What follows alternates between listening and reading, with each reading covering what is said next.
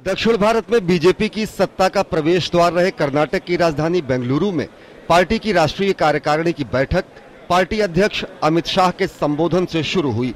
Party अध्यक्ष ने अपने संबोधन में न केवल केंद्र की मोदी सरकार की उपलब्धियों का जमकर बखान किया, बल्कि विपक्षी कांग्रेस पार्टी पर भी खूब निशाना साधा।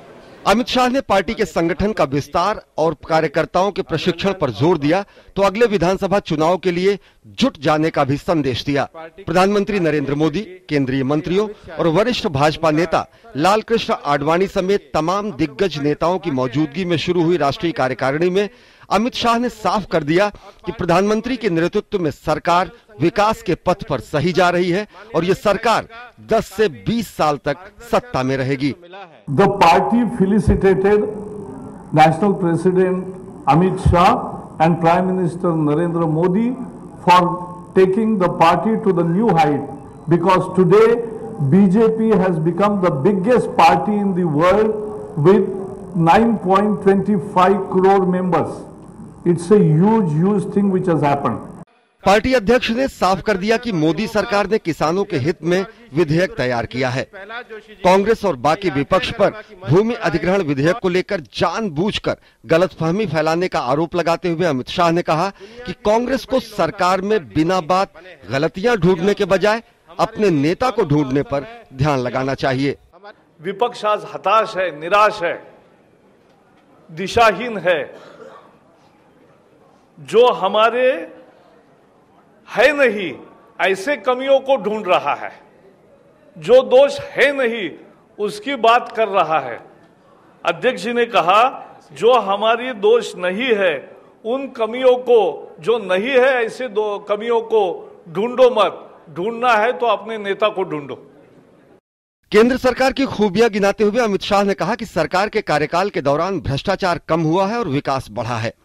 पार्टी के मुताबिक महंगाई घटी है और सरकारी कामकाज में पारदर्शिता बढ़ी है। कोल आवंटन के मसले पर अमित शाह ने कांग्रेस को निशाने पर लिया।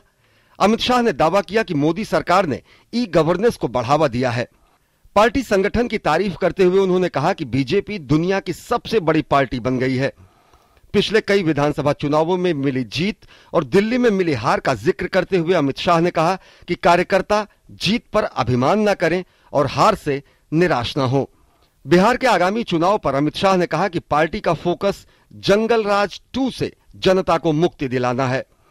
पार्टी अध्यक्ष ने 2 कार्यक्रमों की घोषणा भी की, जिसमें महासंपर्क अभियान के तहत सदस्यों के घर जा जाकर उनको सक्रिय सदस्य बनाया जाएगा और साथ ही 15 लाख कार्यकर्ताओं के लिए एक प्रशिक्षण कार्यक्रम भी चलाया जाएगा।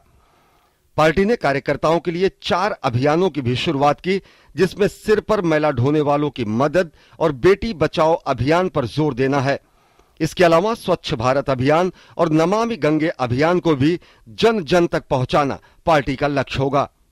बैठक में पार्टी की ओर से विदेश नीति पर प्रस्ताव पेश किया गया, जिसमें मोदी सरकार की विदेश नीति की जमकर तारीफ की गई।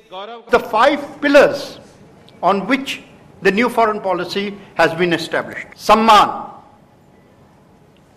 dignity and honor; Samvad, greater engagement and dialogue; Samriddhi, shared prosperity; Suraksha, there can be no prosperity without peace; regional and global security; and Sanskriti evam Sabhyata। राष्ट्रीय कार्यकारिणी की बैठक इसलिए और ज्यादा महत्वपूर्ण है क्योंकि केंद्र में सरकार गठन के बाद ये भाजपा राष्ट्रीय कार्यकारिणी की पहली बैठक है। जीत पर इतराना नहीं है और हार से घबराना नहीं है, ये कहना है बीजेपी के राष्ट्रीय अध्यक्ष अमित शाह का, जिन्होंने कार्यकारिणी की बैठक में कार्यकर्ताओं से सरकार की जहां उपलब्धियां गिनाई, वहीं भविष्य का रोड मैप भी बताया। कैमरामैन चिदामन और अपने सहयोगी आयशा खानम के साथ राजेश राज, डीडी न्यूज, बेंगलोर।